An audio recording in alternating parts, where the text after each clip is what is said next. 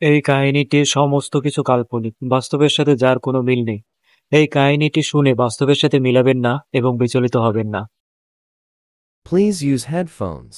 খুব ভালোভাবে এবার ঠাউর হয়েছে এ শহরে থাকা আমার আর হবে না। ভূতে আর মানুষে আমার জীবন ছাড়খাড় করে দিচ্ছে। এই মুহূর্তে দাঁড়িয়ে ভূত নয়, মানুষ আমার পিছু নিয়েছে। যদিও ওদের মানুষ বলা যায় না, ওরা শয়তানের অধম। মাঝে মাঝে ভাবি এ জীবন নিয়ে কেন এলাম। হ্যালো বন্ধুরা, কেমন আছেন সবাই? আশা করি সবাই ভালো আছে। বন্ধুরা, কামিং বুথে আপনাদের সবাইকে স্বাগতম। আপনারা শুনছেন কামিং বুথ, আমি আছি আপনাদের সাথে তাশফিক আব্দুল্লাহ। বন্ধুরা, ভূতের শহরে আপনাদেরকে আরো একবার স্বাগত। আপনারা ভূতের গল্পটি এনজয় করুন। জীবনের একটা ভুল আর কত যন্ত্রণা দেবে। Taxi, taxi! কোথায় যাবেন? যেখানে ইচ্ছা হয় চলুন, তবে তবে দূরে কোথাও। দাঁড়ান দাঁড়ান দাঁড়ান, এই ভর দুপুরে মুখে রুমাল আটকে যেখানে খুশি নিয়ে যেতে বলছেন? এর মধ্যে নিশ্চয়ই কোনো গল্প আছে। শুনুন, আমার অত কথা বলার সময় নেই এখন, গেলে চলুন নয়তো। ঠিক আছে ঠিক আছে, নিয়ে যেতে পারি, তবে শহরের বাইরে যেতে গেলে কিন্তু ডবল ভাড়া লাগবে। হ্যাঁ, টাকা পয়সা নিয়ে ভাববেন না, ও নিয়ে সমস্যা হবে না। বেশ, উঠে বসুন। বাঁচলাম। ট্যাক্সিতে উঠতে অসম্ভব ঘুম পেল। চোখ খুলে রাখার জন্যই। এর আগে কত রাত যে ঠিক করে ঘুমোতে পারিনি তা কে জানে। কোথায় যাবেন বললেন না যে? বুক পকেট থেকে গার্ডারে বাঁধা টাকাগুলো এগিয়ে দিলাম। এই নিন, এখানে 1,500 টাকা আছে। এতে যতদূর নিয়ে যাওয়া সম্ভব নিয়ে চলুন। এ কি, এখন টাকা দিচ্ছেন কেন? এগুলো রাখুন, পৌঁছানোর পর দেবেন ক্ষণ। এরপর যদিও লোকটা আর কোনো কথা বলল না। রুমালটা খুলে সিটে মাথা ঠেকিয়ে ঘুম দিলাম। এরপর যখন ঘুম ভাঙল, তখন সন্ধে 6টা। গাড়ি ছুটছে ধুধু মাঠ ক্ষেতের মধ্যে দিয়ে। দাদা, আপনাকে দুটো লোক বাইক নিয়ে ধাওয়া করছিল। তাই নাকি? কখন? সে যখন শহরে ছিলাম তখন। তবে এখন অনেক দূরে চলে এসেছি দাদা। ও, এইটা কোথায়? কোথায় তো ঠিক বলতে পারবো না, তবে কোন একটা গ্রামে এসেছি বোধহয়। আপনি বরং এইখানেই নেমে যান, আমায় আবার ফিরতে হবে। ঠিক আছে, এখানেই নামিয়ে দিন তাহলে। আচ্ছা, আমি কে কি এসব জিজ্ঞেস করলেন না যে? আমি আপনার চোখ দেখেই বুঝেছিলুম কোনো বিপদে পড়েছেন। আর বিপদের সময় মানুষকে সাহায্য না করতে পারি তাহলে আর কি করলাম। পথে নামতেই বুঝলাম সন্ধে গড়িয়েছে অনেকক্ষণ। লোকটা ট্যাক্সি নিয়ে বেরিয়ে গেল। চারদিকে আবাদি জমি, বাড়ি বলতে পথ চলতি দু একটা মাটির বাড়ি। মনে মনে ভাবলাম, ভাগ্য আমাকে কোন জায়গায় এনে ফেলল। গ্রামগঞ্জে সন্ধে নামার আগেই রাত নামে। পথের কোণে আলো আঁধারিতে একটা ছায়াকে যেন দেখতে পেলাম। কে? সকালে মানুষ, বিকেলেই ভূতের উপদ্রবে প্রাণষ্টা কত। নাকি আমি পাগল হয়ে যাচ্ছি? আরো ছায়াকে দেখলাম না সেখানে। আরো একটু এগিয়ে গেলাম। চোখে পড়ল গ্রামের প্রান্তে একটি কাঁচা মাটির দোতলা বাড়ি। ম্লান হলদে আলো বাড়ির জানলা দিয়ে গড়িয়ে আসছে। গায়ের আর 5টা বাড়ির থেকেই বাড়িটা একেবারে আলাদা। এক প্রান্তে একাকী দাঁড়িয়ে আছে যেন। কৌতূহল হলো, এগিয়ে গেলাম সেদিকে। যদি সেখানে আশ্রয় মেলে। অদূরে জানলা দিয়ে উঁকি দিলাম। না, কাউকে দেখা যাচ্ছে না। সহসা গায়ে জলের ফোঁটা। আকাশের দিকে তাকালাম। ঘন কালো মেঘ ছেয়ে ফেলেছে আকাশটাকে। এখানে লুকিয়ে কোনো মতে রাতটা কাটিয়ে দিতে পারলেই হলো। পরের চিন্তা নয় পরে করব। সদরে কড়া নাড়ার সাহস হলো না। গড়াধীন জানলাটা ডিঙিয়ে কোনো মতে সে বাড়িতে প্রবেশ করলাম। পাশেরই কোনো ঘরে প্রদীপ বা আলোর কুপি জ্বলছে মনে হলো। জল, একটু জল। চোখ ফেরাতে না ফেরাতেই একটা ক্ষীণ কণ্ঠস্বর কানে এলো। চমকে উঠলাম প্রথমে। এই যে, কেউ আছো? আমায় একটু জল দাও না। থমকে দাঁড়িয়ে গেলাম। কণ্ঠস্বরটা আরো স্পষ্ট হলো। এগিয়ে গিয়ে উঁকি দিতেই দেখলাম ঘরের কোণে তক্তপোষের ওপরে শুয়ে আছে শীর্ণকায় জরাজীর্ণ এক বৃদ্ধা। কি করব এখন? জল দিতে গিয়ে যদি ধরা পড়ে যাই, যদি চোর টোর মনে করে? 7-5 কথা মাথায় ঘুরছিল বারবার। ঘরের ধারে পাশে কাউকে দেখলাম না। সামনে রাখা ঘড়া থেকে জল গড়িয়ে গ্লাসটা এগিয়ে দিলাম বৃদ্ধার দিকে। কে? সমু? সমু এলি? এই রে, উনি কার কথা বলছেন? না, আমি সমু নই। সমু ন? তবে কে? কে তুমি? এ বাড়িতে চুরি করার মতো তো কিছু নেই। না, আমি চুরি করতে আসিনি মাসিমা। আমি সপ্তর্ষি। বিপদে পড়ে আজ রাতটুকু আশ্রয়ের জন্য এসেছি। ও, আমি ভাবলাম আমার ছেলে সমু ফিরে এলো বুঝি। তারপর বৃদ্ধা এক নিঃশ্বাসে জলটা খেয়ে অস্পষ্ট চোখে আমার দিকে তাকিয়ে রইল। সমু আজ থাকলে তোমার বয়সী হতো। আজও কত বছর এ বাড়ি ছেড়েছে বিদেশে চাকরি করবে বলে। এখন তো এ বাড়িতে কেউ আসেই না। গ্রামের লোকেরা কানাঘুষো করে আমার সমু নাকি আর বেঁচে নেই। আমি সে কথা মানি না। এই মরার সময় ছেলের হাতের আগুনটাও পাবো না। আপনার কথা শুনে মনে হচ্ছে এই পৃথিবীতে আমার চেয়েও হতভাগ্য মানুষ বহু আছে। তা তোমার কি হয়েছে বাবা? কোত্থেকে এসেছো তুমি? মাসিমা, আমি এক সাধারণ পরিবারের ছেলে। ছেলেবেলায় মা মারা যায়। বাবা প্রতিদিন রাতে নেশা করে আসতো। সংসারে অসহ্য টানা পড়েন। এভাবেই বড় হয়ে ওঠা। বাবা মারা গেলেন। বছর কয়েক আগে এক ওষুধের কোম্পানিতে চাকরি পেলাম। জানতাম না ওটা একটা জাল ওষুধের কোম্পানি, প্রচুর টাকার হাতছানি। হঠাৎ একদিন সব জানতে পারলাম। আমি সাথে সাথে সেই কোম্পানি ছেড়ে দিই। কিন্তু সেই কোম্পানি ছেড়ে দিলেও আমার করা পাপ আমার পিছু ছাড়েনি। কি বলবো আপনাকে, ওরা আমার পিছনে লোক লাগালো। আমায় খুন করতে চায় ওরা। আর সেই অসহ্য কালো ছায়া। কালো ছায়া? হ্যাঁ, কালো ছায়া। জানি না আমার মনের ভুল কিনা। মনে হয় প্রতি রাতে কেউ যেন আমার কানের সামনে বলছে, আমায় মেরেছিস, তোকেও আমি বাঁচতে দেব না। ওদের উপদ্রবে আমি শহর ছেড়ে গ্রামে চলে এসেছি।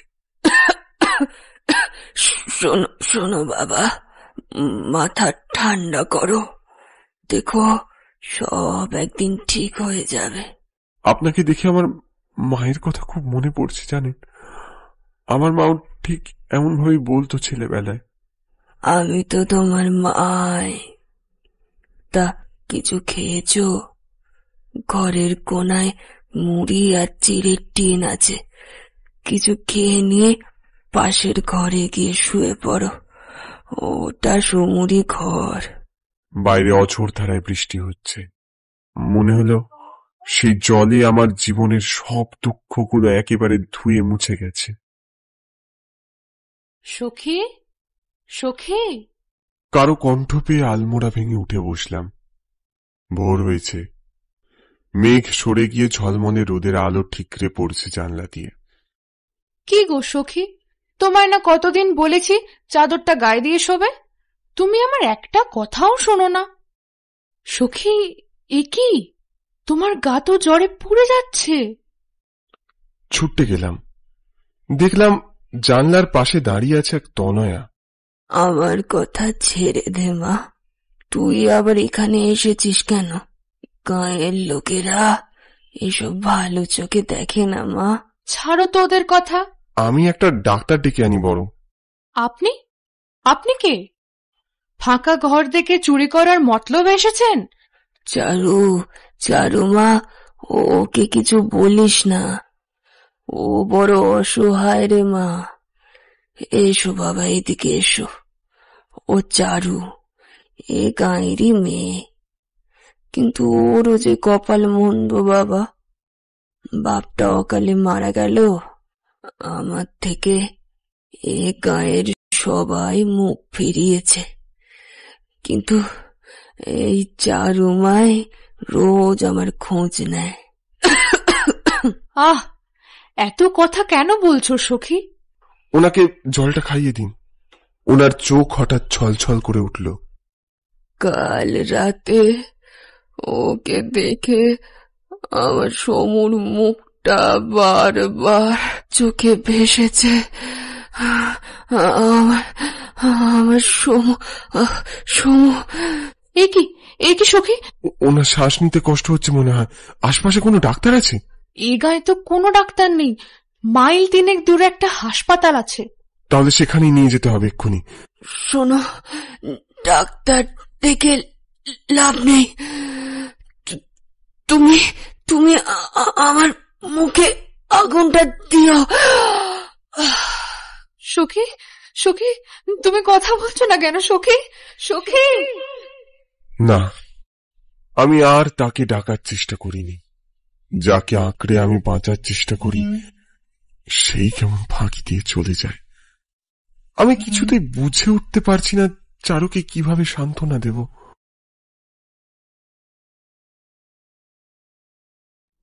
নদীর পাড়ে ঘন কালো ধোঁয়া আকাশ ছেয়ে ফেলেছে। মনটা ভীষণ ভারাক্রান্ত। এই জায়গা ছেড়ে দেব ঠিক করেছি। এরপর তো আর কিছু করার থাকে না। শ্মশানের রাস্তা ধরে হেঁটে চলেছি। এই যে শুনছেন, দাঁড়ান। আমাকে তো চলে যেতে হবে। এই আশ্রয় আমার আর থাকলো না। কোথায় যাবেন কিছু ঠিক করেছেন? না। আমায় ক্ষমা করবেন, সকালে অতগুলো খারাপ কথা আপনাকে বলে ফেলেছি। আরে না না, সে তো আপনার জায়গায় থাকলে আমিও। বাবা মারা যাওয়ার পর এই পৃথিবীতে নিজের বলতে ভাইয়ের পরে শুধু আমার সখীই ছিল। কি হয়েছিল আপনার বাবার? জানি না। দিব্যি সুস্থ মানুষ, শহরে গিয়েছিল কাজ করতে। হঠাৎ করে একদিন কি হয়েছিল বুঝতে পারিনি। বাবা আর ফেরেনি। ছাড়ুন সেসব কথা। সারাদিন কিছু খাওয়া হয়নি, কিছু না হয় খেয়ে নেবেন। না চারু, আমি আর কারো জীবনে বাধা হয়ে থাকতে চাই না। তাছাড়া আমার সঙ্গে নানা বিপদ জড়িয়ে আছে। আমি সেই বিপদে তোমায় আর জড়াতে চাই না। কি আবোল তাবোল বলছেন? আমি ঠিকই বলছি। আপনি আপনি বাড়ি যান। খিদে পেলে আমি রাস্তায় কোথাও কিছু খেয়ে নেব। আর কোনো কথা হলো না। খেয়াল পড়ল চারু যেতে যেতে চারুর ওড়নায় বাঁধা একটা কাগজ পড়ে গেল মাটিতে। চারু, চারু! চারু শুনতে পেল না। কাগজটা হাওয়ায় উড়ে আমার পায়ের সামনে এসে পড়ল। হাতে নিয়ে দেখলাম এটা তো একটা খাম। ওটা পকেটে রেখে দিলাম। আবার কখনো যদি দেখা হয় দিয়ে দেব। সন্ধে নেমেছে সবে। খাওয়ার বিন্দুমাত্র ইচ্ছে ছিল না আমার। গন্তব্য অজানা, তাই পথের পাশে ছোট্ট একটা হোটেলে ঢুকেছিলাম। দাদা, হাত ধোয়ার জায়গাটা? ওই যে বাইরে গাছতলার কাছে। বাইরে তখন অন্ধকার ঘনিয়েছে। গাছতলার কাছে একটা পাম্প কল। শরীরটা অবসন্ন লাগছিল। পিছন থেকে বিড় একটা স্বর কানে এলো। পালিয়ে যাবি কোথায়? তোকে আমি মারবো বলে এখানে টেনে এনেছি। আমি সভয় পিছনে তাকিয়ে দেখি আমার পিছনে মাটির উপর রাখা সাদা চাদরে ঢাকা একটা লাশ। দমকা হাওয়ায় লাশটার সাদা চাদর উড়ে গেল।